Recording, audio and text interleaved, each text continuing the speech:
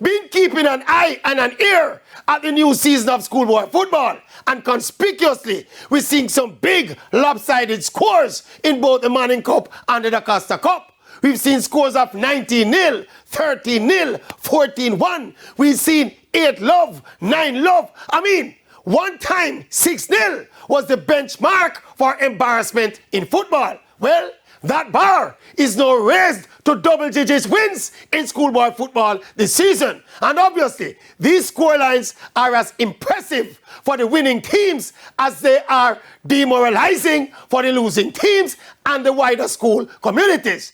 And again, the kind of dominant and embarrassing disparity cannot be good for amateur high school football. And for the first time in the debate on this issue, the Maverick is thinking that perhaps we should or could possibly consider the implementation of a two-tier system in schoolboy football in Jamaica. Maybe, just maybe.